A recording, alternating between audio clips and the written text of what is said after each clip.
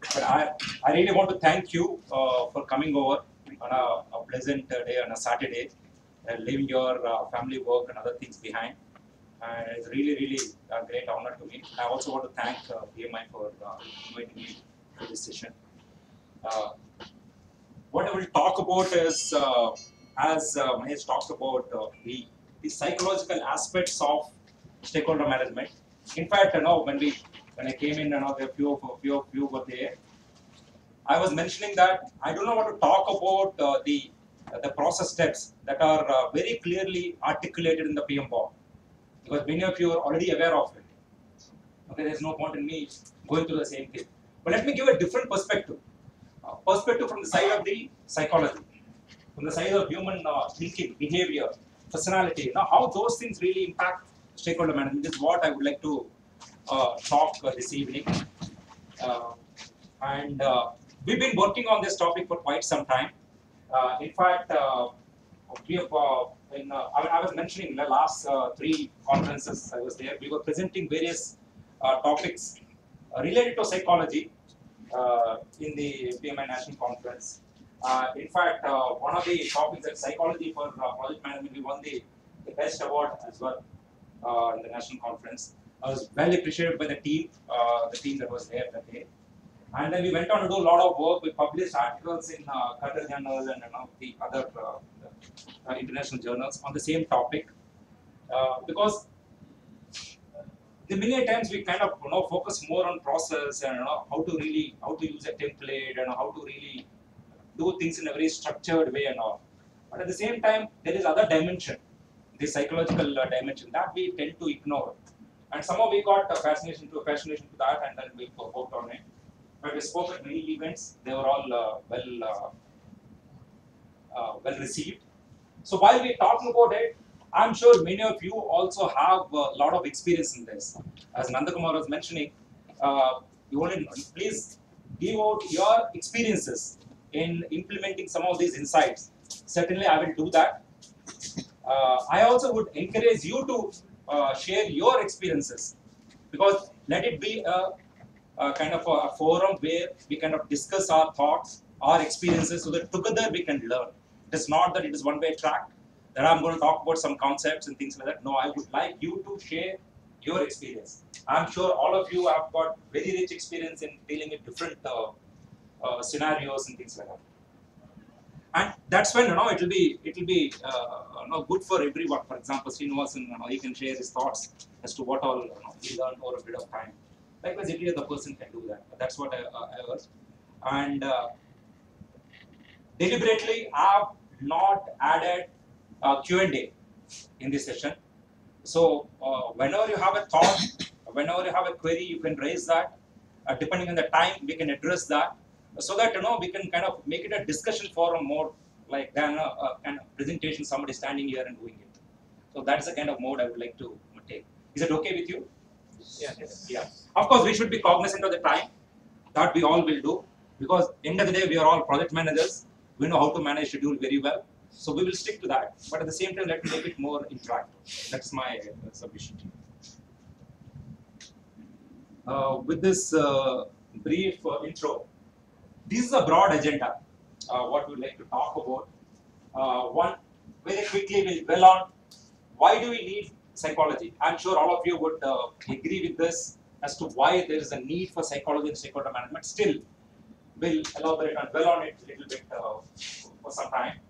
And I would like to pick three challenges. Okay, there are a host of challenges that we can handle with insights from psychology, but in the interest of time, in the interest of kind of learning potential, I picked these three. Okay, do they really sound correct to you? Yeah. Yeah. For example, if you are not able to identify your stakeholders early, that is going to lead us into some trouble. So, what psychology can offer to help us in this? Likewise, many times, we are getting into this situation where we need to influence, make somebody agree to our point of view when we don't have authority over that person. Okay, especially Gopi, what you are talking about, agile kind of a mode where teams are formed and kind of removed and very dynamic. And sometimes the team may not have all the strengths that are required, and we need to go to a different team and draw their expertise. Otherwise, we won't be successful. And we don't have authority over those people, correct? And we are not going to write their appraisal. So if that is the case, how do we really influence him when there is no authority? This is a very, very pertinent issue that all of us will have to manage. And most important thing is, the other most important thing is negotiation. Again, it starts with home and it goes everywhere. Everywhere we need to negotiate. So what is psychology kind of giving us some kind of input for us to use? This is what are the things. And conclusion, very briefly, we'll recap as to what we've discussed. Broadly, this is the agenda. Is it okay with you, or any thoughts on this? Okay. While we're talking about it, would like to make it, as I said, I would like to make it more interactive. Any thought from any point, anyone, please bring your thoughts so that together we can learn.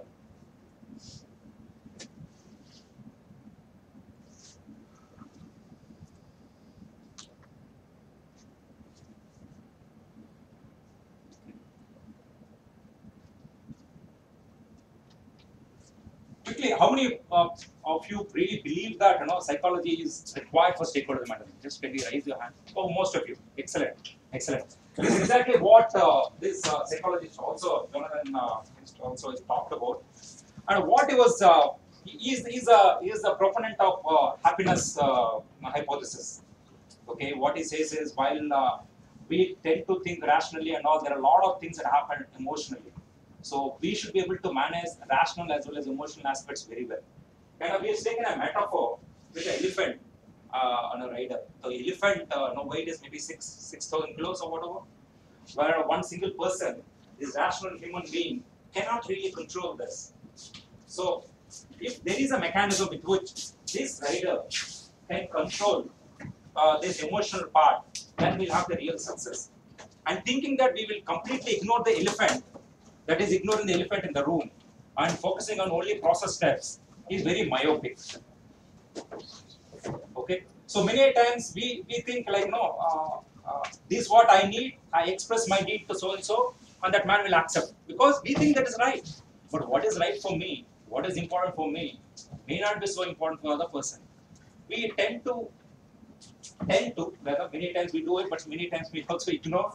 Tend to ignore the needs of other person, try and understand his needs, how his needs are important for the overall goal. That we ignore. We kind of behave from our side, or we think from our side. That is a national way of thinking, very process-centric kind of a thing. If other person has a need, he will express it. That's what we believe, but doesn't really happen. So we have to look at the emotional part of it also. So that is the kind of metaphor he brings in. Not only that, have you heard of this Standish group? Standish. Exactly. Thanks, Mahesh. Okay, this is a group. Maybe they're doing it for the last 10 years. Okay. Yeah. Sorry, I didn't get your name. Sorry. Your name again. Ganesh. Huh? Ganesh. Ganesh. I will share this deck with you. No problem. So Standish Group is, as Manish talking about, they do the research as to why projects succeed or why projects fail. What are the different traits that make projects succeed? That's what they do. In fact, they've been doing for quite some time. And their research publications are very, very critical in deciding what are the aspects that we should consider. Okay. One of the key observations that they brought out is the executive sponsor is very important for project success. His involvement, active involvement is very important. Like they brought out 10 factors that are very important for project success. Top 3 factors of whatever they brought out are related to some human factors. For example, motivation of the team and executive sponsored commitment, and a few of those top 3 things. So they also tend to agree that the human factors play a large role in project success. Though we think the other way, very robust plan with all the activities and milestones will give us a success, but that is not the reality. Okay, the success in their context is not delivering the code. I mean, I'm talking from the IT perspective on a particular day or going live. Success there, from their perspective, is getting the desired benefits, desired objectives, achieving the desired objectives. If that is the goal, then many projects fail. because we don't realize that we kind of take it very mechanically, delivering the piece of code or going live is what we really think. So even Standish Group also kind of agrees with kind of this assessment that there are a lot of human factors that we should be managing, and that's it. That will really give us success. Anybody else has got any other point to contribute here?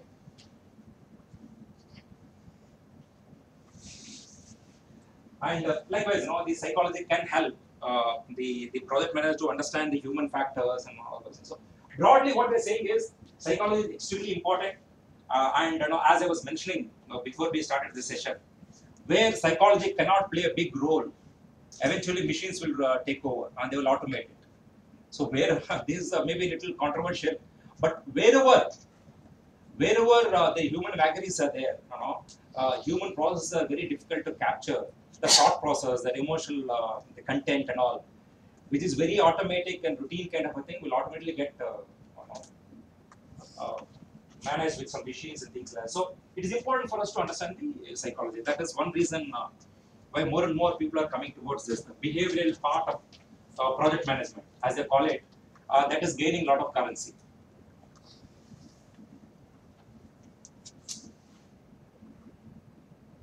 So now that we've established that the psychology is extremely important, or very important for project management, not only for project management, for stakeholder management, let us look at the different challenges. Let us look at the different challenges that one would have. So we've talked to different people. We've also taken from our experience. There are different challenges that one can look at. This how to build relationship, how to identify powerful stakeholders early, and different things. And in the interest of time, what we thought is maybe these three things is what we'll pick and discuss in this session. Yeah.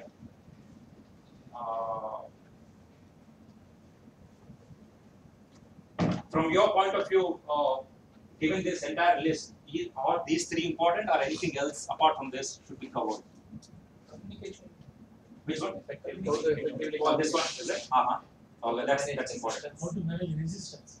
How to manage resistance, very good. Yes. Also the internal versus external. For example, if you're dealing with a customer, that kind of psychology is different than you're dealing with your internal.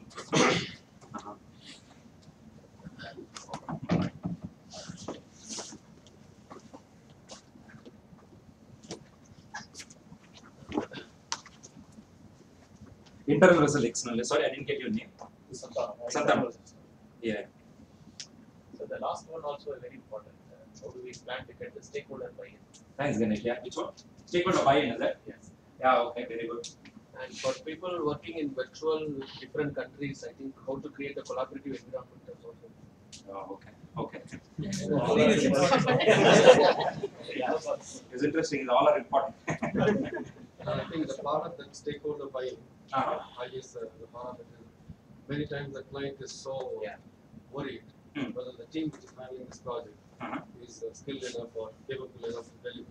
So that doubtfulness there with the client, sometimes it becomes overblown. So the team is forced to prove to them rather than delivering the project. Absolutely. So that becomes a big challenge sometimes. Absolutely. So how do they? I'll come back. How do the team prove to them? I think that's also part of a very important. Yeah. Otherwise, the client is in doubt. Sorry, I didn't get your name. Rajan, I completely agree with you. The other dimension that we want to add in here is many times stakeholders will not take ownership of the project. How do you create that kind of the sense of ownership, sense of accountability? Not only stakeholders external, as is talking about, also the internal stakeholders. Many times they are not really involved. So how do we really get their buy-in for this system? That was the intent here. I agree. Your point, Rajan, is also equally valid. Sorry, sir, you are saying something. The major collaboration between the external stakeholders and the internal stakeholders. That's exactly what he is alluding to. Yeah. Similar to that point. That will be because the external stakeholders, which are customer-facing project managers, they have to handle that situation externally somewhere. That is a very different manner, and they have to equally manage the internal stakeholders who have the authority over that particular project or something. How that is going to be managed, that's become a very important. Yeah, I will take a note of it. Maybe I don't know. Maybe some other time or some other way, I would like to kind of respond to this. For certain reasons, we picked up these three. Sorry. I would like Last time you were also there when I talked about the Gen Y. I'd like to add one thing. Sorry, I didn't get your name. Ali. Beside whatever you have said, Yeah. there is one gray area, lack of understanding on stakeholders' part. Let me give you an example. Okay. Let us say company X is launching a new mid-segment car into the market. They have done the complete research, taken care of everything, and their target is penetrate this market and increase the sales volume by 20%. They did everything. Project was successfully launched. That was the project team's target. Project should be successfully launched and handed over. Customer, manufacturer is looking for 10% increase in the sales in that segment. Somehow it doesn't pick up.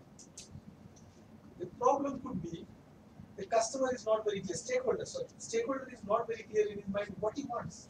He has got lack of understanding. Once the product is launched, then the peer circle interference, information from here and there, some flares, some confusion, and lack of awareness adds to that. Yeah, further, absolutely. and it leads to not having the target sales, and that everything boils down to the stakeholders' own deficient knowledge.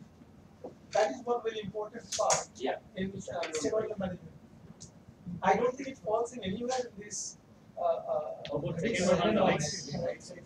Actually, that adds to the documentation that you need to do. Basically, you don't start a project unless your intent and requirements are well documented and accepted and signed by the stakeholder. Yeah. And You see, stakeholder doesn't know. That is the problem. He is not clear. He has got some. No, I think you made your point. I think what happens is either stakeholder is not knowing, or stakeholder is not communicating, or if you have to come to his point of view, maybe we're not receiving that, or we're not really soliciting that kind of information. End of the day, I'll complete. End of the day, the needs are not really understood, and that is maybe if I would draw the psychology part of it. Inherently, we're all biased. Okay, inherently, we're all biased. So in that case, stakeholder buy-in is also not there. Stakeholder buy-in will not be there. So maybe it was there, but eventually the project is not successful. Correct? It is failed. So some people have bought into that, some people would not have bought into that, and eventually it did not really succeed. I'll come to you. So one of the key points related to that is what I see is the unarticulated needs of the customer. Because a lot of times the customer will not be able to express. That's where the requirements of scope changes comes in. Like even though we have a documentation, strong documentation and sign out, the key part is like the customer himself will not be able to express or articulate what he needs. I agree with you. I urge all of you. That's my recommendation to you. One is understanding documentation. They're very important. That is must. But also be aware that inherently we are a little biased. Okay, somebody is not articulating, somebody is not coming up with the requirements. We think that they are not there, but they may be there. Okay, sometimes what we think is what we know is what other person also knows. So we kind of get into a kind of a biased kind of situation. That is the reason we don't really understand the needs. So while documentation is important, there are a lot of other factors that we should be aware of, so that the understanding of the needs will be far better. Documentation can lead to can be a next step. First, we have to understand. There are certain pitfalls. That's what somebody was already. Sorry, you were saying. Just to add to what he was mentioning, Walmart entered into South Korea and somewhere in 2004 or 5. After doing a complete study of the environment, it entered into that space. It was there for 3 years, and at the end of 3 years, it was not even able to make the meager margin or anything. The failure model was it tried to adapt the same way how it set up, how its shops were set up in US. But the way the Koreans approach it, they need some other thing. They need the CVs to be in the entrance of the shop, whereas they kept the fancy 10% off items or something. So the studying the market is one thing. but adapting to the environment. If they have to come to enter into India, they need to go with the Indian local system. Sir, I didn't get your name. I'm Rajagopal. Rajagopal. Very good point, Rajagopal. I mean, no, maybe if you have to draw the some kind of insight from psychology. I mean, recently somebody sent a WhatsApp message. Maybe some of you also would have received it. There are some no, tappers and listeners. So this experiment was conducted in Harvard or maybe somewhere in the West Coast, Stanford or somewhere. What they've done is they've taken a bunch of students and another bunch of students. The first set of students were asked to tap a very popular song, okay, and then ask this first set to how many of these songs other person would recognize. What is the percentage? So generally, I felt 50% of whatever I tap, other person would recognize. That was the first set expectation. They were tapping. Experiment conducted. The next set was they are asked to listen to this and identify that melody, that particular song. Okay, and the result is that less than 1% was only accurate. So when we kind of estimate, we estimate that 50% of whatever I tap, okay, would be recognized by other person. Whereas the reality is only 1%. Why? Because what we think is always other person thinks. That's our inherent bias. That might have happened in Walmart case also. In the sense, what they know, they have been really successful company. There's no doubts about it. They thought they know the retail business so well, they can get into any market. Exactly same thing they'll replicate. That bomb. So many times we get into that kind of a bias, and then get into this kind of a problem. Yeah, one point I would like to add upon bias. I think some of these things are linked to kind of a deeper understanding of customer. That's where we call design thinking, customer empathy. You do a journey mapping along with the customer to understand this clearly. Because a lot of these unarticulated needs comes across when you do a deeper understanding of the customer. So that's what I would say. It's not only just bias, but your understanding, like customer is also not able to express as well as you don't have a deeper understanding of what your customer also wants. That's where like concepts like design thinking or the tools. Absolutely, well said. See, this design thinking concept was what you're talking about. Also take roots from the psychology only. They draw a lot of things from psychology and kind of developed on it. And not that these thoughts were not there, they were there, but they encapsulated it well and kind of framed it very well. Yeah, I agree. I completely agree with you. There's a problem that I have if I use a company laptop.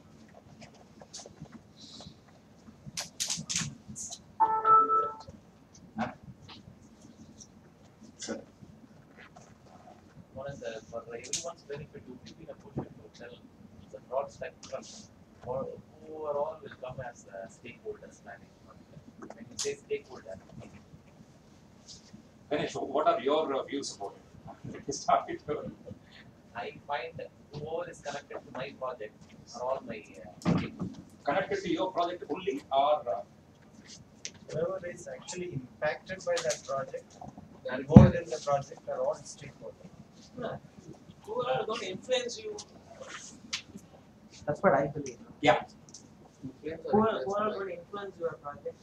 Success factors. They could be influenced or they could be Possibly impacted. whoever is impacted directly, indirectly, influenced, not influenced, by any means, they all are stakeholders. Almost everybody is stakeholder.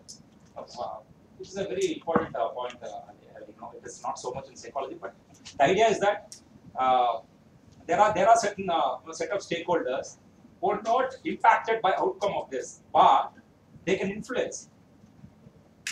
Okay, we were doing when I was with Ramco Systems, we were doing an engagement with AP government. Okay, we were deploying HR solution for AP government, and interestingly, the outcome of that AP election that year had an impact on the project that we were doing, and after 1 year, it was all everything got changed. So the critical stakeholder, so-called stakeholder, whatever it is like an election outcome or maybe the whole process when they are going to announce elections. The whole project has to take a totally different color because elections are coming very quickly, and post-election, what would happen? Nobody knew. So we have to do something, change the whole game, and do some pilot in very small department where initially we envisaged to do it in school education department. by far the biggest department in Navy government. Eventually, we've done it for APA, which is a very small entity, a small department within Navy government because of the elections. Election commissioner is announced. So, he's not impacted by our project, but he's influencing our project. So, anybody who's connected with can impact the success or achieving the objectives of the project could be a stakeholder. Let's make it a little generic. Why I'm saying that is many times we miss out identifying key stakeholders. Okay, it is important that we engage key stakeholders as early as possible. That is one of the points that we will talk about. So even if you kind of do a little bit more is worthwhile than missing out key people. That we know it through our experience. Correct? Have I answered your question? Okay. So anything you would like to add? I think what you showed is correct. Okay. Stakeholders is not just to directly involve the manage the communicate. Stakeholders, silent stakeholders, they come to picture, they influence in a totally different way. Yeah. They'll be silent till the real action starts, and then they'll show the real color. It is important for us to be aware of that. Absolutely, well said. So how about the RASI matrix through which we identify the stakeholders? No, sorry, I didn't. How about using? No, what is your name, sir? Murli. Murli, I purposefully, deliberately, I didn't want to talk about the processes kind of a thing. We certainly need a RASI matrix. We certainly need that stakeholder matrix and all that. People are more aware of it. I think I should be sitting there, you should be sitting here, Murli, and teaching you and all. So I didn't want to get into that. I want to bring in a different perspective so that our whole horizon will be widened. That was the idea. So deliberately I have not talked about it, but that's a very valid point. So whatever we see, whatever we talk here, but we need to have those things also. It is not that those things are completely zero. Is it okay? Sorry, sir. Yeah.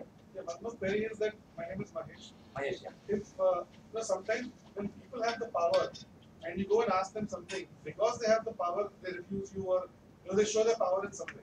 Yeah. Like in a simple example, if you are parking a car in the compound, because the Gurkha is there, he will say slightly adjust that, slightly do this, even though things are okay. And then you have to somehow listen to him and pacify him and then move on. Correct. So in those kind of situations where you know that your deliverables are good or things are on the right track, but that person is just trying to exercise his power because he has it.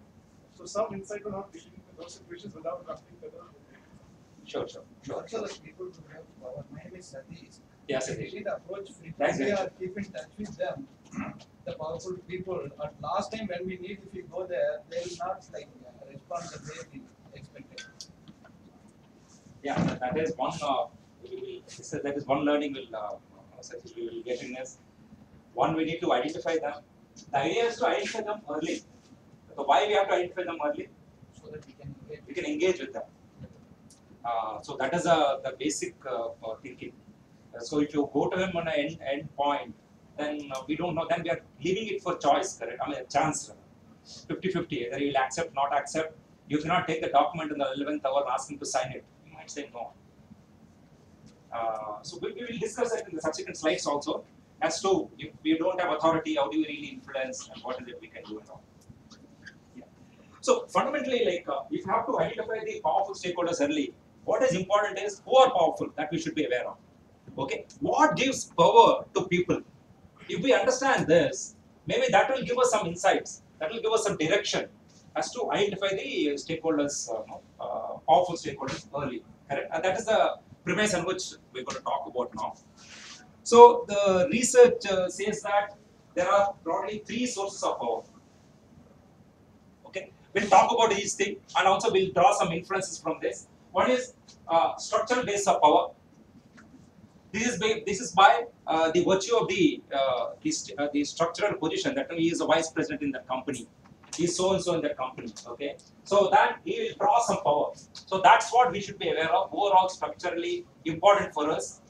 Okay, and Satish, taking your example, if you are going to him a little late, then we should be aware, so and so person will influence, will be impacted by this program or project. So we should be knowing this. So structure is one thing that is very important for us to understand. That is quite common sense, isn't it? And I will talk about a second thing later. The personal base of power.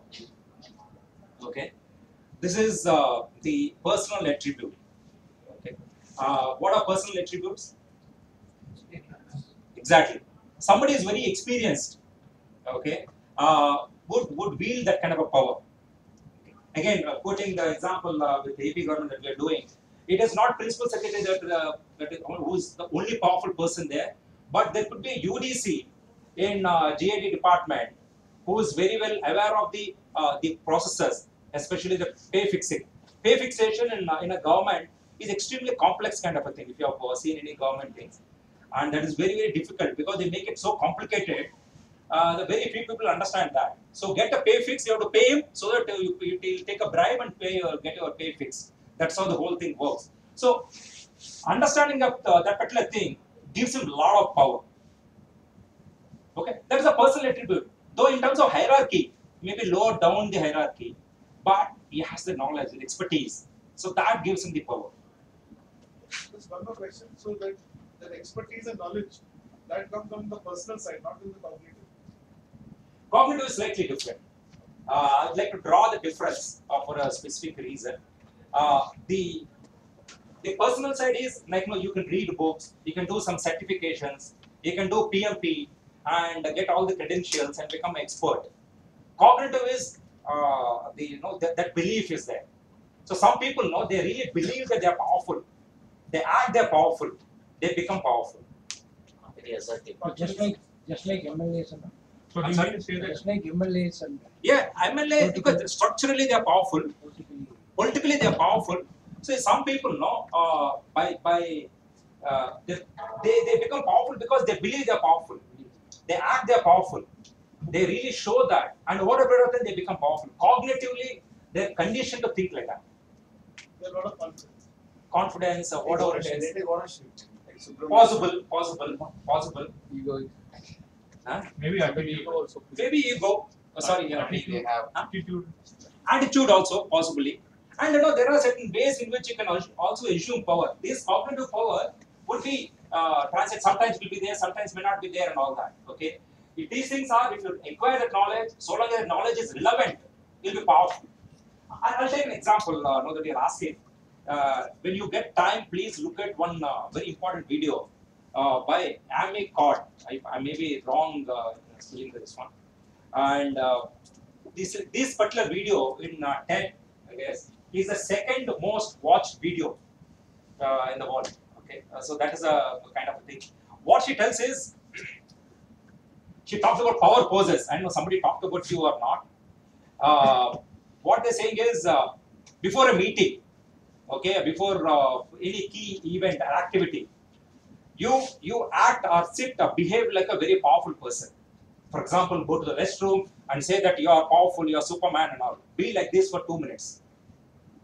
Okay. When you are sitting, sit, relax, not the way Ganesh is sitting like this, little crumpled and all that. Sit, relax, chest out, and sit like that for 2 minutes or 3 minutes.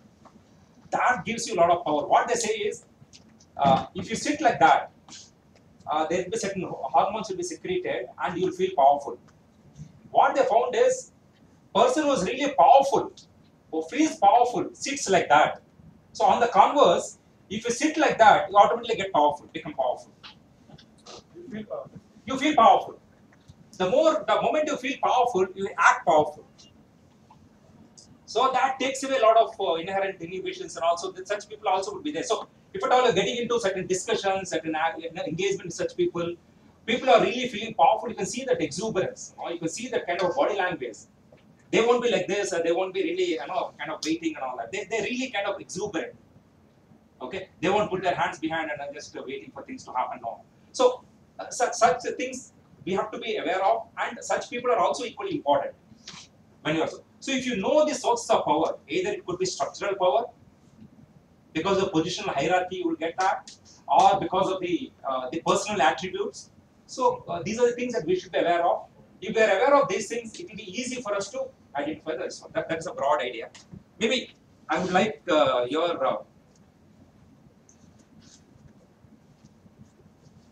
your experiences here. I would like to see your experiences. For example, person who has got legitimate authority. Okay, he is the vice president. He is the principal secretary of particular IT department in government. Okay, he is powerful. Okay, and he can reward you, or he can coerce you. If you don't do this, so and so will happen. And such people will be powerful. Who are such people? If you are able to identify, and that really help us. Any examples you'd like to quote here? I'm sure you must have experienced a lot of things.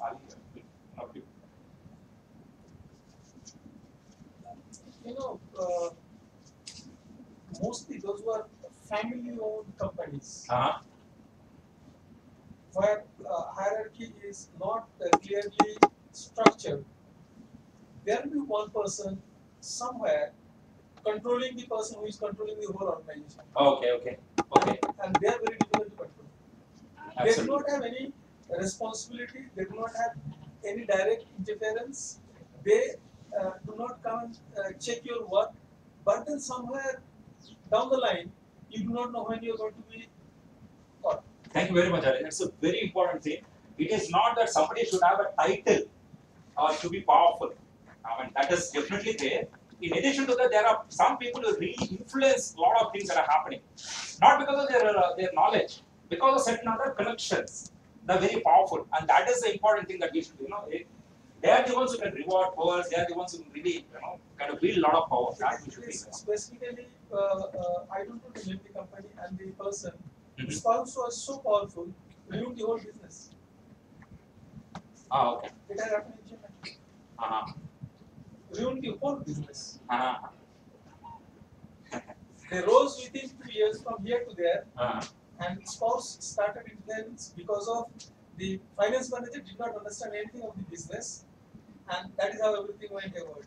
Okay. My personal experience. Okay. Since you raised this. Yeah, sure. Thank you very much. Likewise, personal ways of, as somebody was mentioning, I think, the expertise. He has the information, the charisma, and all. Such people are powerful. So we need to be aware of such people, and they really kind of help us in getting things done. And then the priming and belief. Priming is what I was talking about. The psychological way to make somebody feel powerful. The example that I quoted. He's primed to be powerful. He's motivated to be powerful. Such people will be really, such people are really difficult to identify. But again, these are the guys. Some people have that inner belief, as somebody was talking about, very assertive, very confident, such people are powerful. But this is a transient kind of a thing. So sometimes they will have the power, sometimes they may not have. But when they are in that kind of a mode, we should be aware of it. When such discussions are there, we should be aware of it, and accordingly we need to manage them.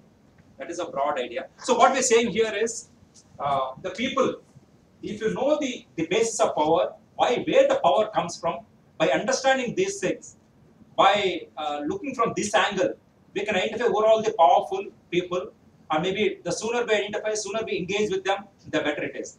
The engagement part of it, the RACI matrix only that you are talking about, those things, we are aware of. I'm sure we'll be completely using those things, but the final aspects is what we should be aware of. That is the idea behind this. Does it make sense to you? Sorry, sir. So, yes, power and influence are one and the same. If you're powerful, you'll be able to influence. Okay? But if you're powerful, you may not be influencing also. The other way around. I'm confusing you, correct? Actually, the interest is what the Narendra Modi and yeah.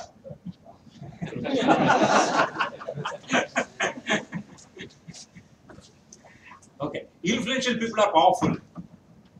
Powerful people is not. May not be. If I have to take his example. May not be. But very fact is that the influence. Who are influential people? The people who do not have complete authority, but still they kind of make certain things happen. A lot of Priyanka Chopra is very influential. I don't know how, but it looks like that. That makes sense to you? Yeah. So now that we're talking about influence, let me introduce this person. Robert Cialdini. I don't know, any of you attended my earlier sessions that talked about Srinivas, of course, is an old timer, but apart from that. Oh, good. I can start the. Okay, this man is a Arizona State University psychologist, and also he taught at Harvard, Princeton, and all. He's well-known person as far as influence is concerned. At least his favorite topic is social psychologist. He's Italian and but brought up in different environments, and also he's a authority on the influence. Okay, and he did a lot of work on this as we're talking about influence. What will make somebody influence other person? He did a phenomenal work on this. Okay. This all started when he was reading some articles on an incident that happened in around 1960s. A gruesome incident, very tragic. Something similar happened in this place, Mumambakam also recently. One Infosys lady was killed, correct? Okay, something gruesome happened in New York in Queens. Around Catherine, one lady was chased by a person for almost 30 minutes in different streets, and she was brutally killed after 30 minutes. And that whole thing was watched by 38 witnesses. Okay, nobody did anything. Neither they kind of helped that lady, neither they saved that lady. Not only that, least of all, they had not even called up 911. They have not done anything. They just kept quiet. And anonymous call, like India and all, they have to give a lot of details, but their 911 talk immediately, anonymous call, you can make immediately, help will be rushed. Nothing they did. And that propelled a lot of people to think as to why. What happened? What happened? Why, when such a gruesome incident happened, why is New York such a bad state where people don't have any emotion, anything, any respect for individual? What happened? What is the real reason? Then they went in, they've understood, then they came up with different theories. Some of these theories have eventually made him write a seminal book on this particular thing. And he identified these are the 6 principles based on which one can influence other person without any authority. I think in Nungambakam the same thing happened, correct? That this lady, people did not react. Okay, for whatever reason it is. Maybe we'll talk about reason a little later. But there is a clear explanation as to why people behave like that. It is not that they are inhuman or whatever, because of certain reasons. Because inherently we are conditioned to think like that, act like that. Unfortunately. Also, there could be fear. In the case of a violent incident happening, people might fear to step in because. Yes, I completely agree with you. They fear, but you can just look this side and call up anonymously. Why people did not do that? You don't have to confront them. At least call 911. The mental shock also. I agree, but that was over a period of 30 minutes. 38 people. So it is beyond logic. That's what I'm saying. Many. So this is another thing. Now, see, many things that we do are very, very subconscious. We cannot really assign logic. Most of the times, we don't really kind of assign logic to that. Correct. That's how it is. So these are the 6 principles. We'll come back to the point. It's a very valid point. But we'll come back to that. These are the 6 principles that he enumerated. Okay. We'll go by topic. In the interest of time, I'm only going to take top 3. But if time permits, we can discuss other things. Is that okay? Is it okay? Can we go ahead? Yes. Okay. This one is reciprocity. Any idea about what it is? Any thoughts on this? Yeah, I'm good to you. Exactly. This is what Viscon in way back in 1970s have understood. Okay, not only that we should be good to God and all, we should also be good to somebody, because we're not getting any money. They are completely pauper. They were kind of bankrupt virtually, no money. Initially there were a lot of donations. They were happy and thrilled and all that, but later on they're completely bankrupt. Then they came up with a very innovative idea, again based on what you are telling. Okay, what they said is, let us use this power of reciprocity to get more money. What they were doing, They were going in pair. Two persons will go to an airport. As soon as somebody comes out, like Shiva comes out, immediately this flower would be given to him. And person standing next to him will ask for a donation. And there is no obligation. Just because they are given a flower to you, not that you have to give money. No, nothing, no obligation. The person standing next to him would ask for a donation, a small change, whatever it is. And people start giving because you don't want to have a social debt. That's how they're conditioned. We may think otherwise, that's how they're conditioned. So they were giving a lot of donations, and that ISKCON became very, very rich, became so big. In fact, this particular CLT also did one study. What it did is, they were taking these flowers. What were they doing with the flowers? The person who took the flower goes out and throws in the dustbin. And ISKCON guys have found out that. And what they were doing, they were going to the dustbin, picking up the flowers again, recycling that back. So they picked it back and taking the money. And they became so big, so rich. And there was a social reaction to that. Then how is this? They're really kind of pushing us to give money. Nobody pushed them. Just a particular this one. And they were doing, and they've stopped this in apparently in US and going to other countries. And they've gone to different things. They'll give one book to you. Please read Gita. It's a gift from our side. Don't have to pay for it. But please donate. Another hand will come this side. So they were able to kind of influence somebody on a person on whom they don't have any authority whatsoever. And this model I see in the civilians also. Really, they used to take. Now they are selling something and they're asking for money. Different way. Yeah, exactly.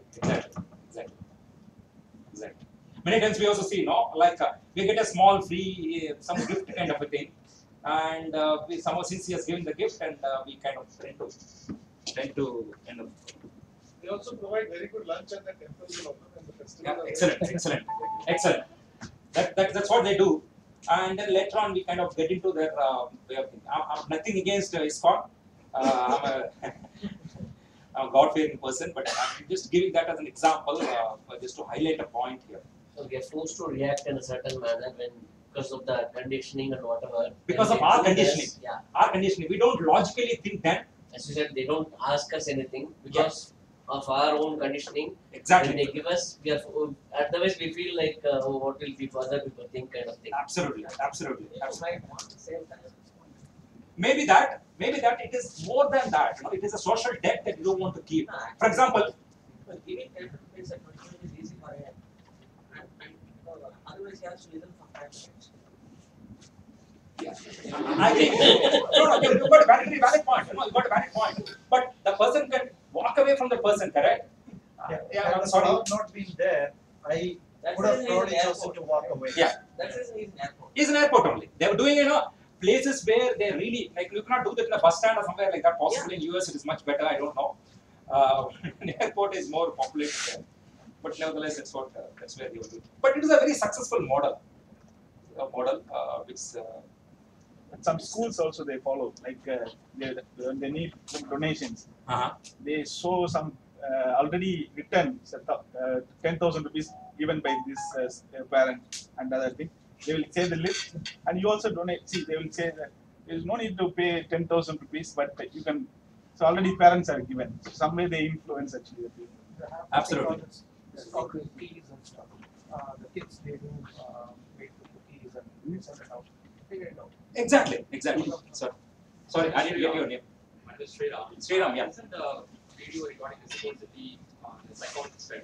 So all they did is in a hotel, when the food is being served and the bearer comes up with the bill, they give a mint while giving the bill. Oh, okay.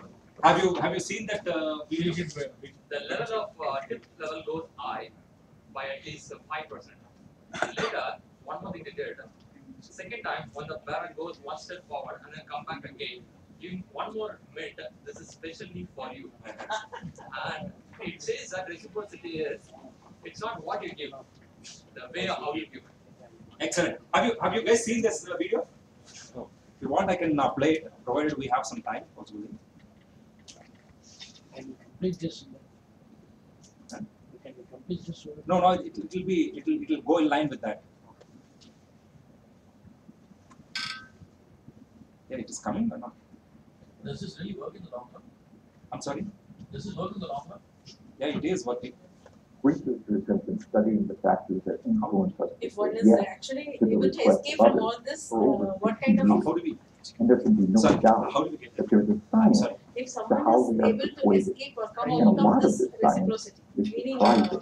what When thing making a is decision, imagine that it's person, nice then what kind of psychology consider that all the person other is additional No, it is information in order to very, very guide their difficult. thinking. But the I'll reality tell you, it's very, is very very people often have really different. done lots and lots of In studies. the I felt that it is very difficult increasingly to escape. overloaded lives we lead, But we more should be than ever, conscious, we need continuously be working on shortcuts it. or because once rules of thumb what happens to is guide like our doorstep decision-making. people from My MP own students who research has comes and identified delivers just a 6 lot of of lectures these about the rules as dictionary, universal visual dictionary. And that this guide happened human behavior. For you also. for me. And they have Reciprocity, given me all these scarcity, books of free for you, authority, almost 10 books. consistency, They have loaded that on my hand and then they said, finally one check, 2000 rupees only, ma'am. Finally we were doing for a project work. This is free, absolutely. So this kind of, but I am able to return those books back finally when they gave me a check. So I'm really surprised, like when you're talking about psychology. It is inherently will. I say like, somebody invites me for his son's birthday. Okay, so last time when he came home, they gave the gift, so I need to give. It runs in our mind, it's very difficult to get away from that. researchers have been studying the Lunch sharing, factors that influence because us we to say yes to the we have request of others for over 60 years. And there can be no doubt that there's a science to how we are persuaded. And a lot of it. Silam, is it what you are referring to? Exactly. Thanks for that. Yeah.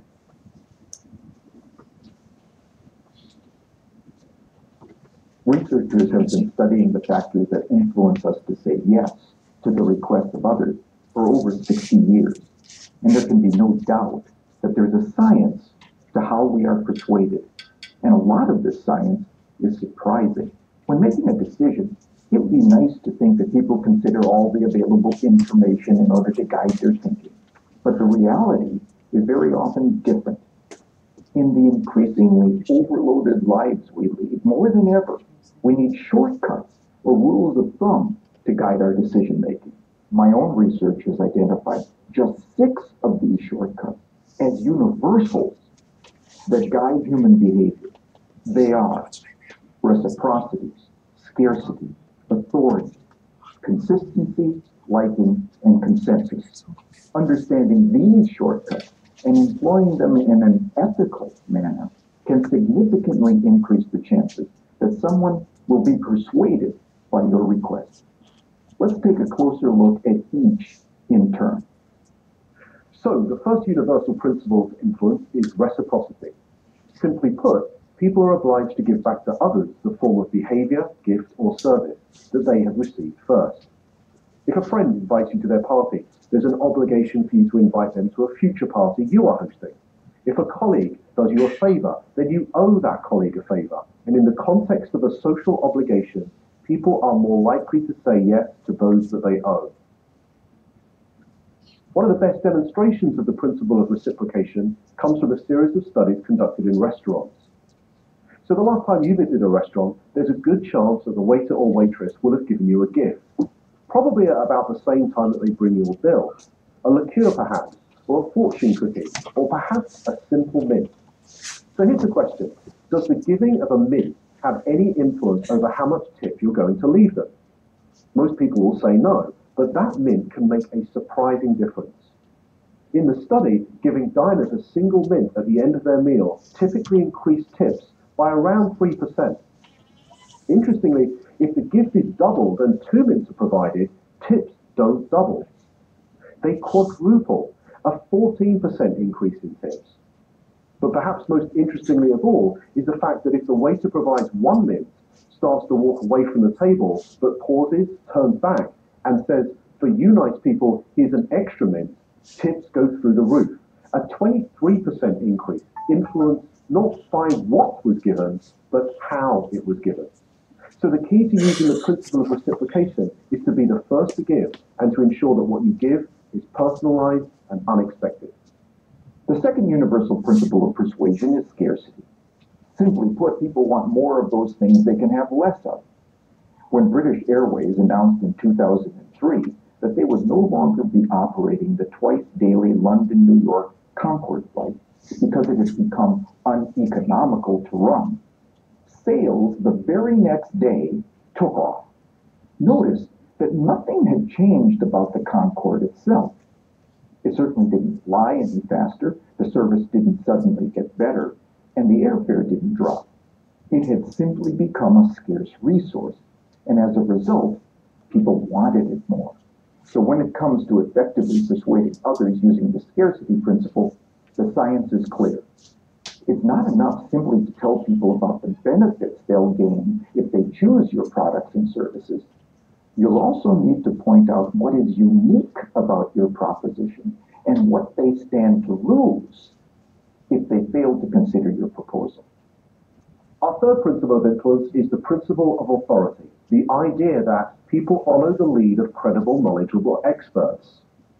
Physiotherapists, for example, are able to persuade more of their patients to comply with recommended exercise programs if they display their medical diplomas on the walls of their consulting rooms. People are more likely to give change for a parking meter to a complete stranger if that requester wears a uniform rather than casual clothes. What the science is telling us is that it's important to signal to others what makes you a credible, knowledgeable authority before you make your influence attempt. Of course, this can present problems. You can hardly go around telling potential customers how brilliant you are, but you can certainly arrange for someone to do it for you.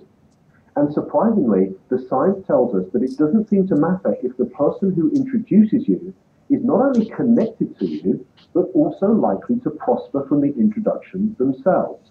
One group of real estate agents were able to increase both the number of property appraisals and the number of subsequent contracts that they wrote by arranging for reception staff who answered customer inquiries to first mention their colleagues' credentials and expertise. So, customers interested in letting a property were told, lettings? Let me connect you with Sandra, who has over 15 years experience letting properties in this area. Customers who wanted more information about selling properties were told, speak to Peter, our head of sales. He has over 20 years experience selling properties. I'll put you through now. The impact of this expert introduction led to a 20% rise in the number of appointments and a 15% increase in the number of signed contracts. Not bad for a small change informed from persuasion science that was both ethical and costless to implement. The next principle is consistency. People like to be consistent with the things they have previously said or done. Consistency is activated by looking for and asking for small initial commitments that can be made. In one famous set of studies, researchers found, rather unsurprisingly, that very few people would be willing to erect an unsightly wooden board on their front lawn to support a Drive Safely campaign in their neighborhood.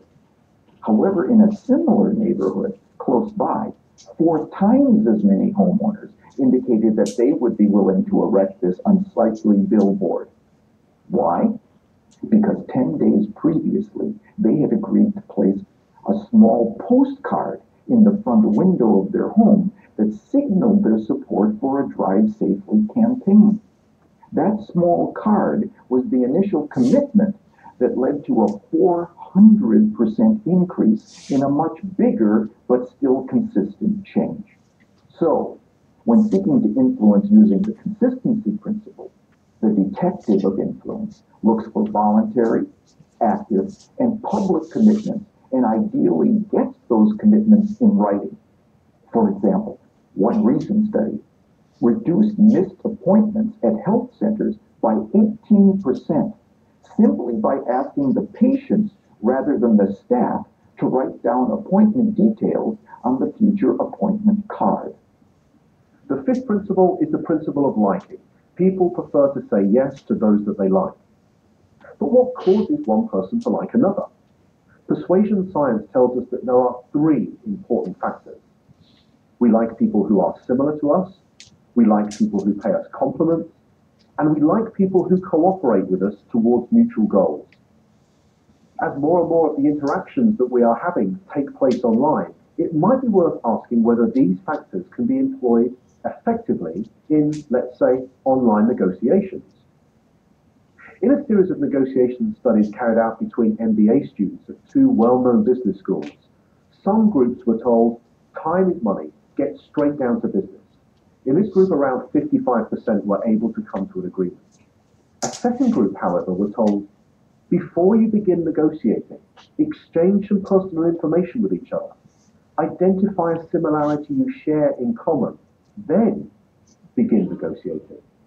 In this group, 90% of them were able to come to successful and agreeable outcomes that were typically worth 18% more to both parties. So to harness this powerful principle of liking, be sure to look for areas of similarity that you share with others and genuine compliments you could give before you get down to business. The final principle is consensus. Especially when they are uncertain, people will look to the actions and behaviors of others to determine their own. You may have noticed that hotels often place a small card in bathrooms that attempt to persuade guests to reuse their towels and linen. Most do this by drawing a guest's attention to the benefits that reuse can have on environmental protection. It turns out that this is a pretty effective strategy, leading to around 35% compliance. But could there be an even more effective way? Well, it turns out that about 75% of people who check into a hotel for 4 nights or longer will reuse their towels at some point during their stay. So what would happen if we took a lesson from the principle of consensus and simply included that information on the cards and said that 75% of our guests reuse their towels at some time during their stay? So please do so as well. It turns out that when we do this, towel reuse rises by 26%. Now imagine the next time you stay in a hotel, you saw one of these signs. You picked it up and you read the following message. 75% of people who have stayed in this room have reused their towels. What would you think? Well, here's what you might think. I hope they're not the same towels. And like most people, you probably think that this sign will have no influence on your behavior whatsoever. But it turns out that changing just a few words on a sign to honestly point out what comparable previous guests have done was the single most effective message, leading to a 33% increase in reuse.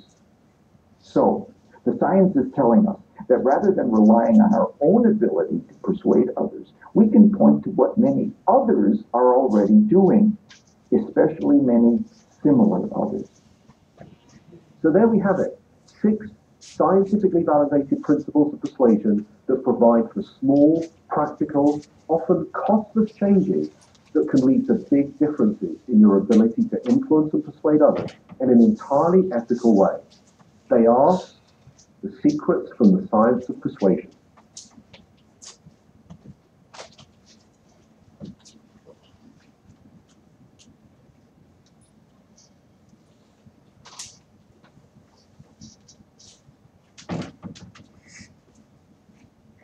How's it? Is it good? Yes. Thanks, Veera. Sorry. So that's what ISKCON has done. The power of reciprocity. Give something you tend to. So people tend to return a few. Okay, this is the broad theme. Given this theme, how do we use this in our context? Maybe if you can spend some time and think about different ideas. For example, if a person I would like to influence, can I do him some favor? Or maybe professionally or whatever it is, can I be doing something to him? Not expecting return immediately, but it will later automatically it will come in. Do you have any experience like this in your life? Team lunch. Sorry? Team lunch. Absolutely. For the team lunch. Absolutely. Absolutely. Being nice to your team, so they'll also be kind of helping you when you are in real need. That is one thing. Anything else? Any other example that you'd like to quote? Okay, I have been working with the sales line for 10 years. And I started like, I don't know the application that is in and out. So I put like lot of effort to initially understand what is this and everything. And I do like lot of hard work like whenever they need. So after 10 years, the TCS want to move me out of the project. The client is not willing to do it. What client says, whatever you need that's what the initial, like, I did a lot of travels in the critical times, which is pays me after 10 years also. Okay. Excellent. That's a very, very good thing. I'm sure all of us must be having a similar experience. There's no doubt about it. But in the project management context, any other examples that we would like to talk about where we can use this power of reciprocity?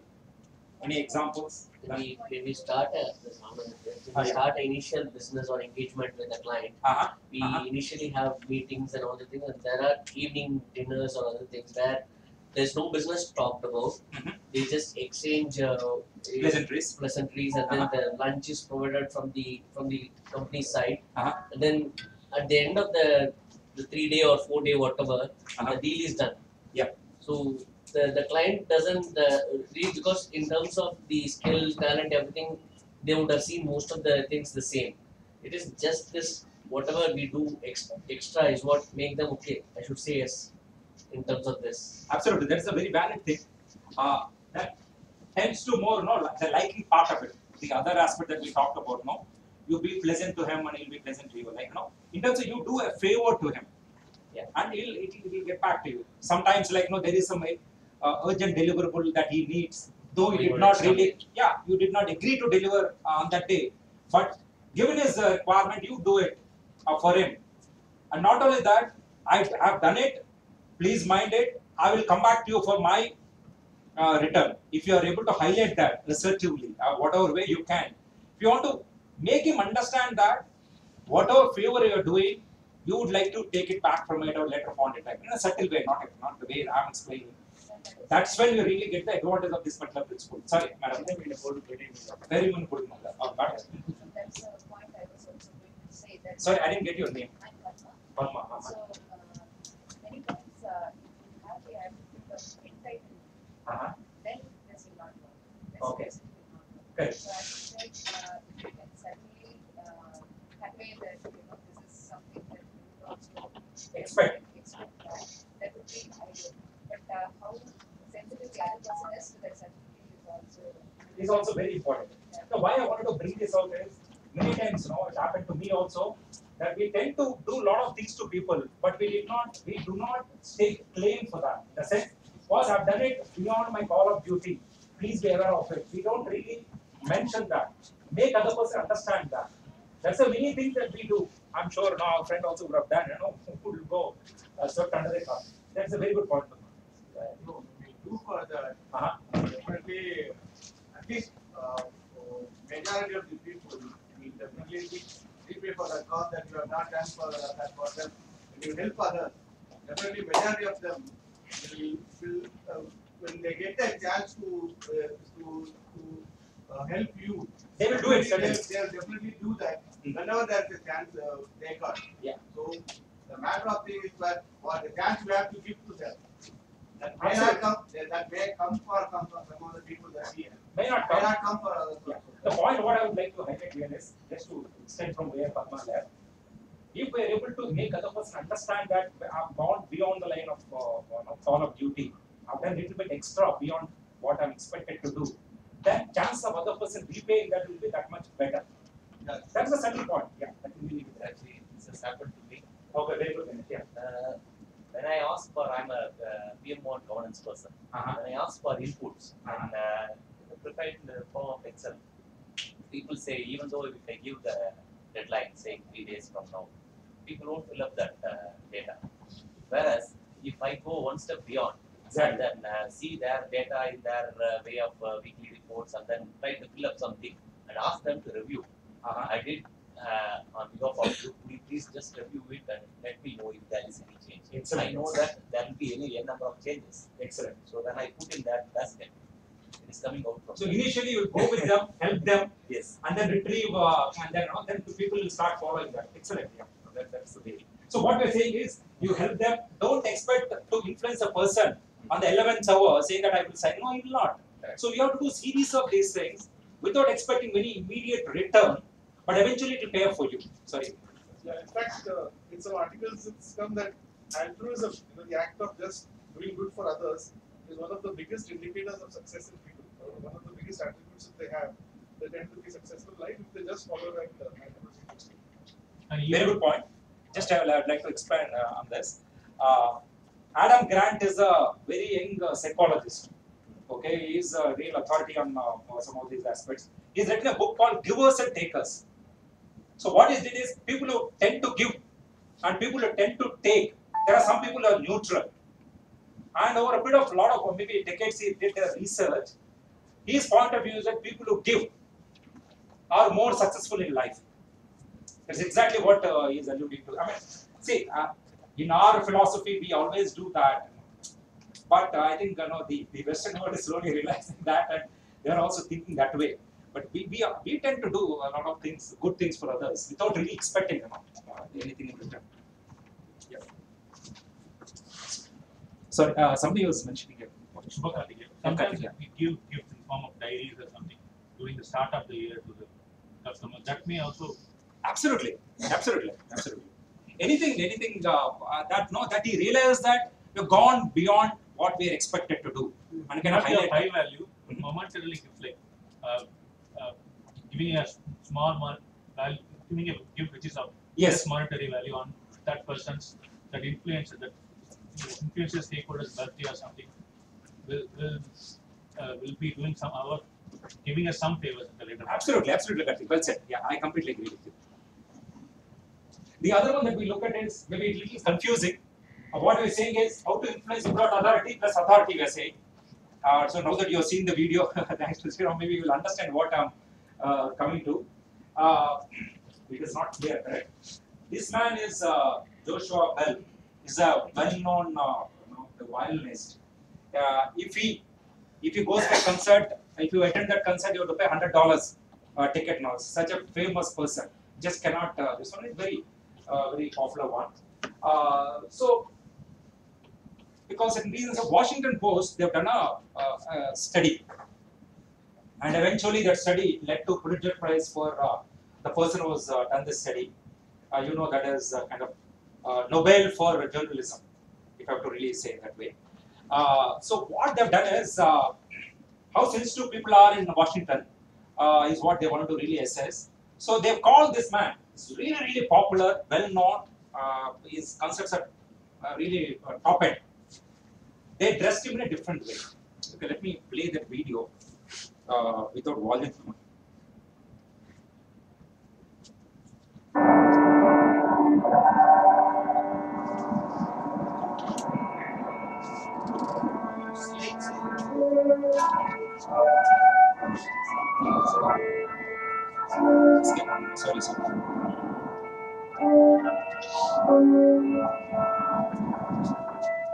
Sorry.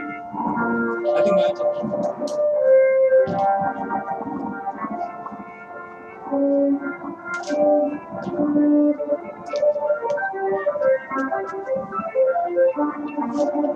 Only 2 minutes video.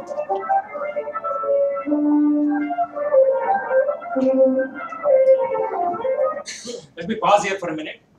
This man is a person. He's wearing a baseball cap. He's not wearing his regular attire and all that. He's not playing in some kind of opera house or whatever. That is the stage in which he normally plays. But he's playing in a very corner place. The case open, some coins on the case, like typically beggars do. So that is the kind of attire. But the piece that he was playing is top end. Really. Okay. I'm sorry. Package. Yeah. We'll come to that. Yeah.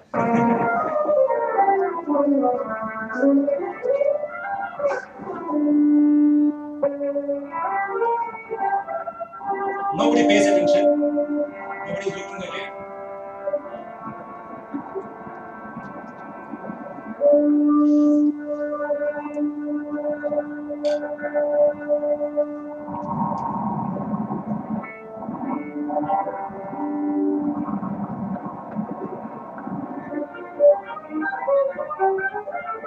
It plays for almost 35 minutes, 40 minutes. Something.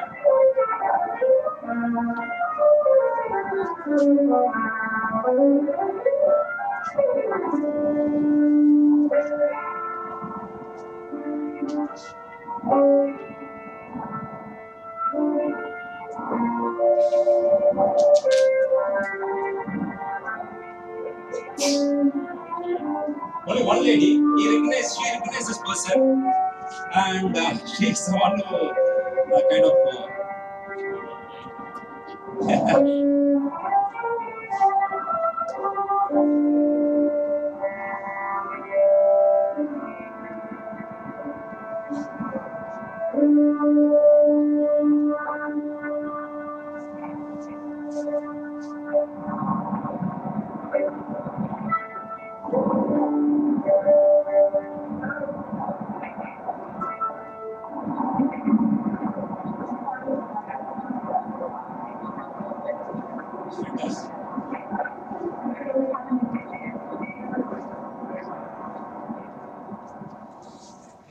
What she was thinking is the Washington Post, they have done it. They did a similar experiment in Mumbai. This is there in YouTube. Sonu Nigam, he sits on the street, but they disguise him. Okay. Open. Okay. And he sings some of his best songs. There's no one paying attention. Then he walks away. That's also that. No, one small boy, I've seen that video. One small boy, he didn't know actually. But then he sat down and listened. Where's Sonu Nigam, is it? So Sonu Nigam was disguised as a aged person with a torn cloth, and he was nobody bothered. And his own, favorite award evening music. Nobody bothered. But then the small boy came and sat down and appreciated. He was listening with all that attention. It became it went viral about a month ago. What is it? Maybe they would have adopted this. The same old, I think it was kind of adopted thing. from here. Yeah. And what happened? This man was so upset. So in the end, they collected $52. Per person, take it as $100. The whole thing they collected $52. That lady who in the end recognized him, no, she paid him $20.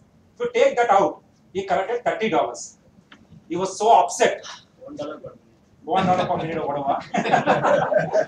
Absolutely. And he was so upset. Then they had to conduct another program in the subway, but this time they advertised it so well. So is coming and playing, and of course it was a sellout. So what is it we can learn from this?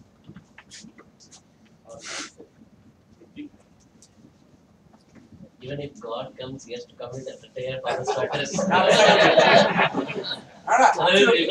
Absolutely. You use the right word, the attire. Okay? The way we dress, the way we present, the way we talk about our credentials, the way we talk about our expertise is extremely important to influence. Just by thinking that we know everything, other person automatically know it, doesn't happen. So in this case, in my opinion, it's more the place. See, the same Joshua Bell, the story goes, the earlier evening he performed the full house, each ticket was sold at $500 or $100, whatever it is. Yeah. So people, you don't expect that person to perform in a subway. See, it's also your mind. Sorry, I didn't get your name. Dinesh. Dinesh, I completely agree with you. In this, you have to look at the context also. What place is certainly important. There's no doubt about it. In addition to that, he was wearing a baseball cap. And if you've really seen that video, he opened the case. There are some coins in that. The whole setup is that he's a beggar. So that's what. So the whole setup is put. So it is not the piece, the music that you're playing. It is all other things matter, including the place. I completely agree, including the place. So by thinking that no, we know we are the real project managers and get in, they'll see our work and kind of they will accept whatever we say is not always right. Is the point I'm making. Of course, place is important. Of course, the way we dress is important. The way we show our credentials is important. All these things are important. The work will be only known later. Work will be only known later. The initial advantage will be missing out by not doing these things. Sorry. But the flip side is, it can also kill the credibility. I have seen, I'll give two examples, live examples.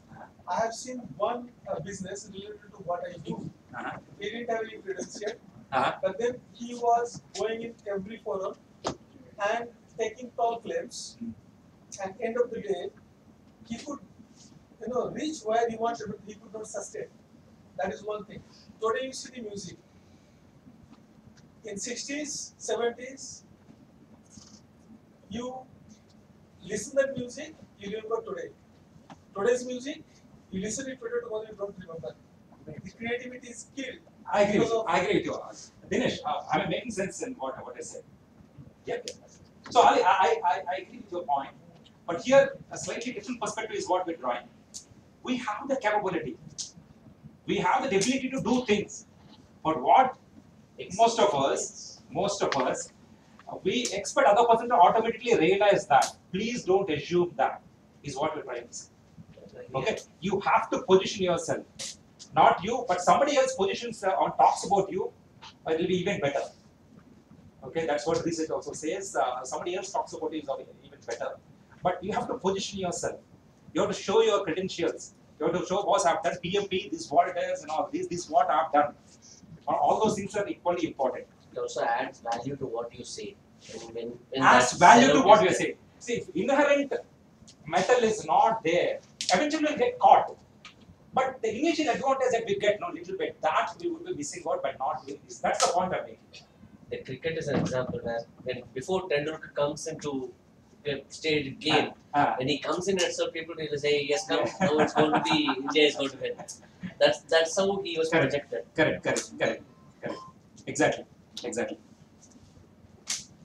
So there are various things, the way they attack your expertise, the confidence that you show, what all you're demonstrating to people initially, that will really make a lot of difference.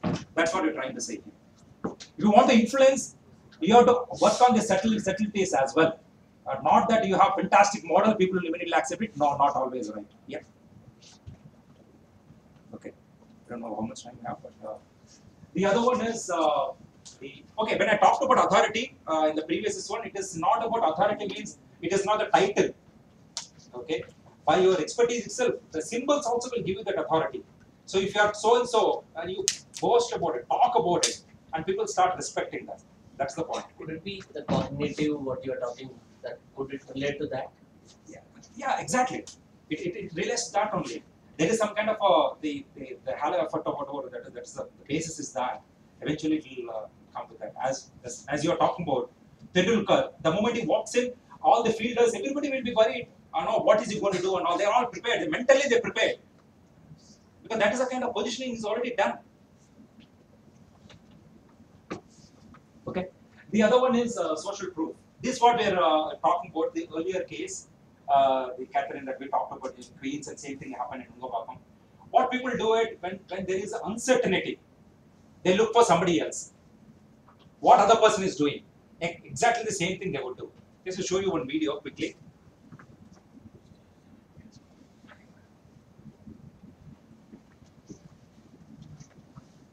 And you'll see how this man in the trench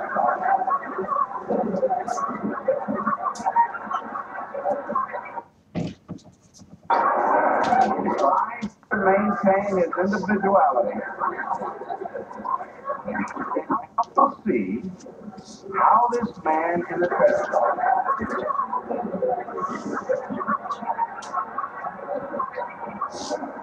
trying to maintain his individuality. But little by little,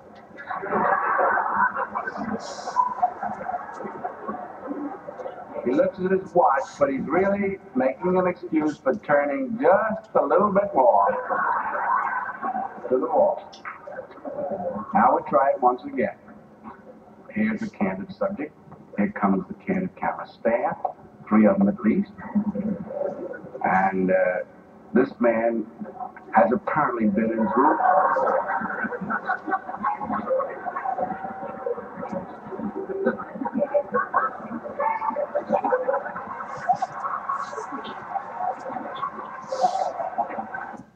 Oh, sorry. In the first test, the correct answer is 2.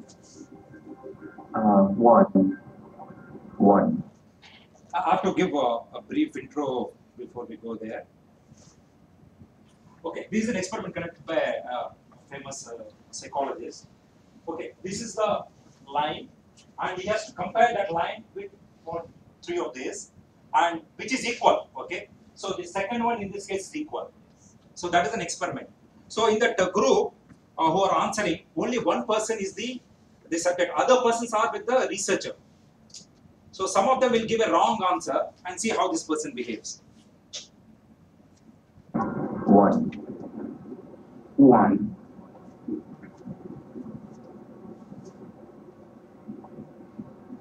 2. 1. So you cannot disagree Once with them. again, the correct answer is 2. 3. 3.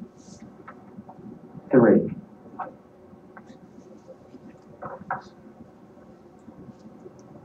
3. 3. In fact, in one of the meetings, I was mentioning this.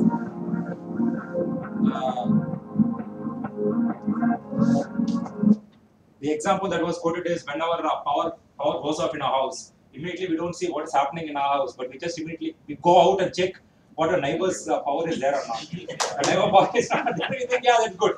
So we don't have to worry about it. So inherently, when something unknown, uncertain thing happens, we look for outside conditions. And If there is no power in opposite house, we'll be happy. We'll be happy, in fact. Okay, that's good. So, how do we link it to our work?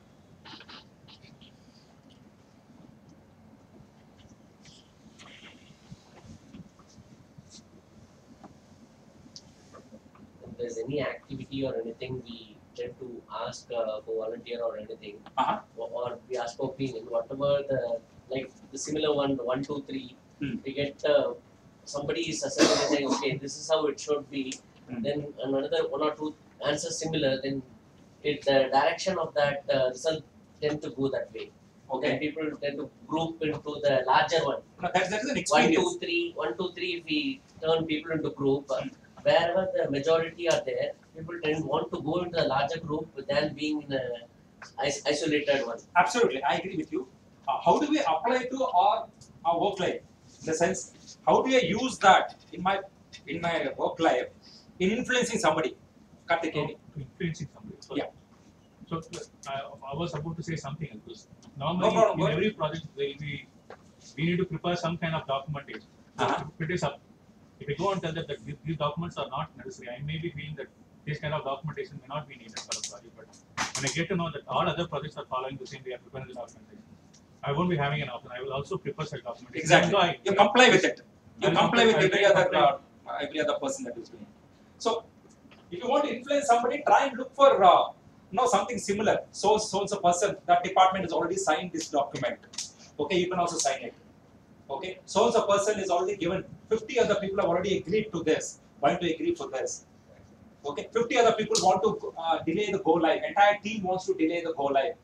Can we really delay it? So because there are a lot of people are already agreeing to it, can we use that? So always use a social power to get you this one.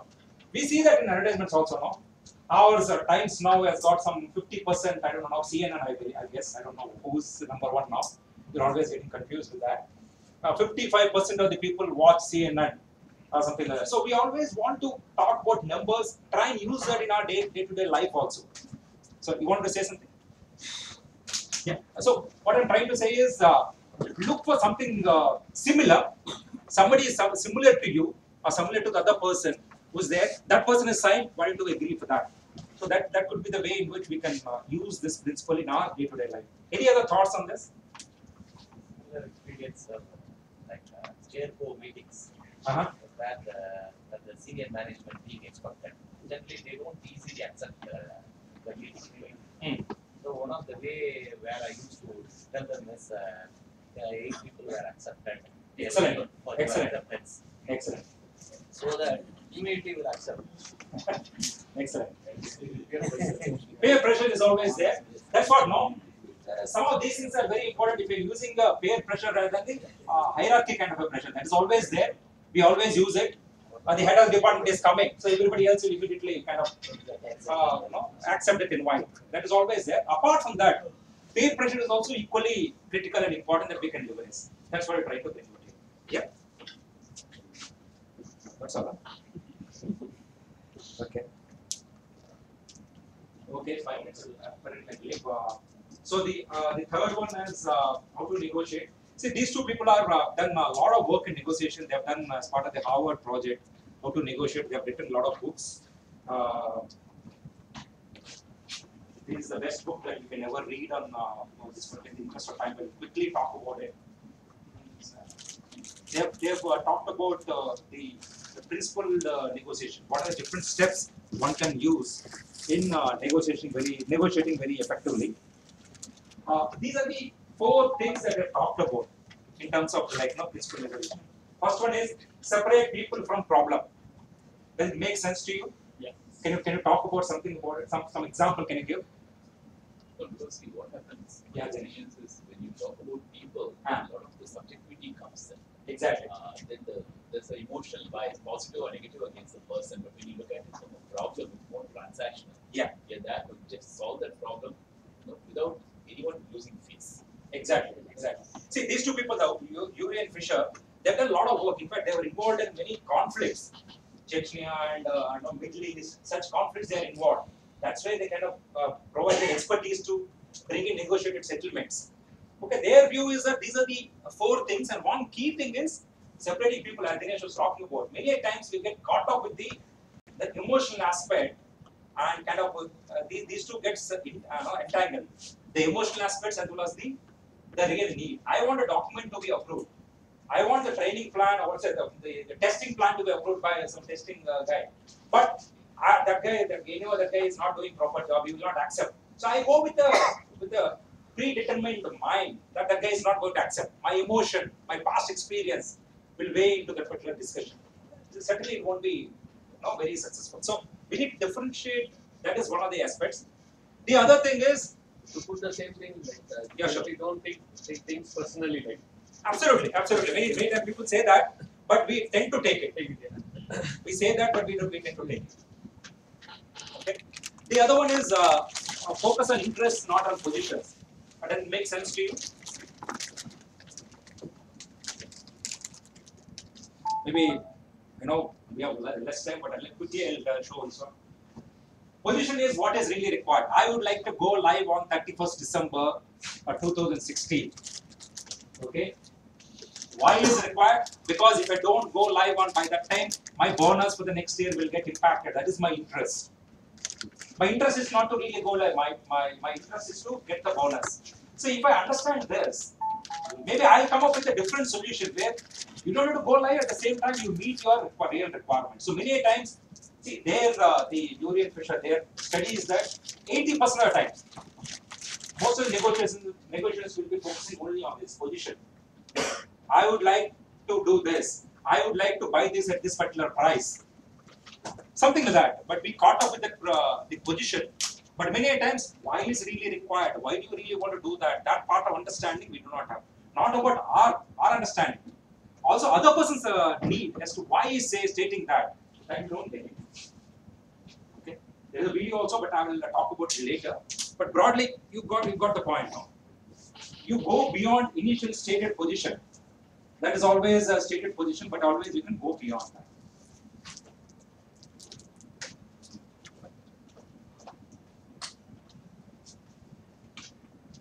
Likewise, the options for mutual gain. Does it make sense to you? I'm sorry? Exactly. Win-win kind of a thing. See, many times, it is not that you have to go live. You have to go live, but I will go live, but along with that, there are 2 other things that have to be completed, which I will not be able to complete. So, there's always a mixed bag of issues that we should be negotiating. There will not be only one issue, if you have key issues, if you really take. So, if you really unpack the whole thing, understand the complete picture as to apart from go live, what are the things that are required. And there will be certain things we can get some concessions. I will go live, but documentation will give later. I will go live, but some part of training you should handle it for me. If you unpack the whole thing, then maybe still it is possible to do. So don't go with the premonition that there is only one point agenda. No, it's never like that. There are always multiple bag of issues that would be there, and we should be able to exploit that. Correct? And objective criteria, in the sense, how do you really conclude this? There should be objective criteria. It should not be very nebulous kind of a thing. So that is the point here. See, what they've done is they've done a lot of research, and eventually they came up with this particular these 4 steps. Not that every negotiation, every discussion we need to have it, but these are the broad principle, broad steps. Let's say when you are discussing something, if you want to step back, and then look at the whole negotiation discussion from these 4 things. Am I doing this? Am I doing this? Can I really leverage this? Then we can be more effective. That is the point here. Okay. So we will. This is what JFK's. He was involved in a lot of negotiations, of course, Cuban crisis and all that. This was his point. So with this, I'd like to conclude stating that okay, we all believe that okay, psychology is very much required. We also looked at different sources of power, and the 3 sources of power. One is structural power, and then the personal power, and also cognitive, where person believes he has got a self-belief that he is really powerful. Such things are there. We also looked at different aspects of influence. How do we really influence somebody? What are the different principles? In the interest of time, we only looked at 3, but there are other 3 things also. Very briefly, we looked at. We also looked at certain key steps in negotiation. Broadly, that's what we looked at, and also looked at some practical ways to implement these things. So this is what I wanted to cover as part of this. But in the end, more time on some other aspects, but this what. Will you be sharing this? I'll share. I'll share some of the books that you can think of reading if you want to. This is the one. The 6 principles is what I've taken from this particular textbook. Yeah. I will share this deck with you. I need to sanitize this a little bit, but I'll share this with you. Sorry, the other one?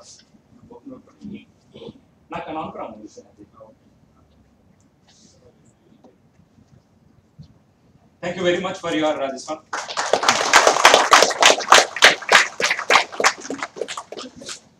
I didn't want to have a separate Q&A, but I'm available for some more time because I thought more and more we discuss, interact, and understand each other a little better.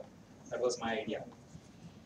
As I asked, right, internal and external, there's a lot of influence that tackle the internal stakeholder is really the customer. Customer is easy to react that internal. So in the next session, we can do that also. We can do that also. But broadly, what I feel is the internal stakeholders, their needs are different from our needs. That's where the real touch point comes in. I also feel that. The customer, for him, product success is very important. You delivering things on particular time is very important. Whereas for internal customer, is always different. In fact, for some people like Siva and all, I'm an internal customer, I'm internal partner. As a practice, I'm outside. But my needs are different from what their needs are. This one. There's always, but so long as our needs are different, we'll not be able to manage. The biggest problem with internal customer being peers, you always tend to take it for granted, take it easy, casual approach.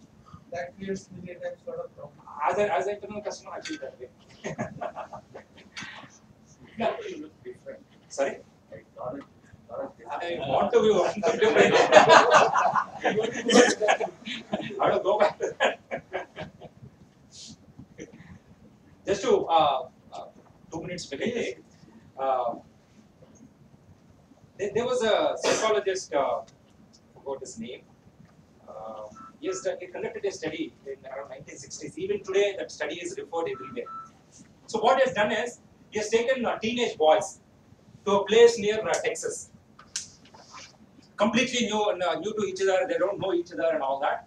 He has divided them into 2 teams, team 1 and team 2. And then he had given them a competing goal.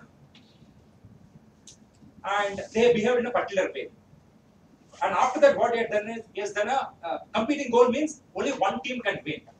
Other team will completely lose out. That means the evening they may not even get the food. Something like that, okay? And after some time, what it became so bad, they were virtually fighting with each other.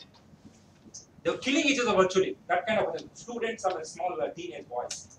Then what he did, the next week in the experiment, he had given a goal where only together they can win. Otherwise, both of them will lose. The goals are common goals. Then there is a marked difference. There is a marked difference. Then there is a lot of collaboration, working together, and all these things have happened. The bottom line is this. If the goals are shared goals, if the goals are common goals, if you are able to establish these things through common workshops, common meetings, and bring that kind of a thing, then the ability to collaborate, work with each other will be that much better. As Ali was rightly talking about, many a times internal customer, internal team members, we don't really engage so much. We expect, infrastructure team, the team or whatever it is, will automatically deliver whatever we want. We don't really engage them so well, possibly. So that's a clear this one. If you engage them, bring that as a common goal for both of them, for them as well as for us, then chance of they collaborating with you will be that much better. This is one insight, but we can discuss in detail.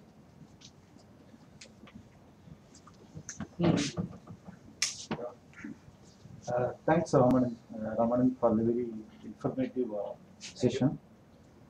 Good things happen when you join PMI. Right? This case is another classic example. Because we were doing stakeholder management for a long time. It's challenging, interesting stuff. But spontaneously, what is coming out during the session, we observed people talking about RACI, contract, documentation of implicit exit. So we were more like internalized on the processes, but the other aspect, important aspect, is on the psychology of stakeholder management. So we had little view or no view on that, but this session really helped us to understand that the critical part of that. There are very useful, very important takeaways. Early identification of stakeholders, identifying key stakeholders, negotiation, influencing without authority. Very interesting one. The 6 principles of persuasion, 3 types of powers, and the most important takeaway: don't assume things, position yourself. That was very interesting, and it went on a conferencing mode. People sharing their ideas, challenges. It's a real case. Yeah, thank you very much for that. It was very thanks to you, kind of interactive. Very good. On behalf of the participants and the PME chapter, thanks to Ramanand. I would request Mr. Prasanna, President of PME Chennai chapter, to hand over a moment to our guest, Mr. Ramanand.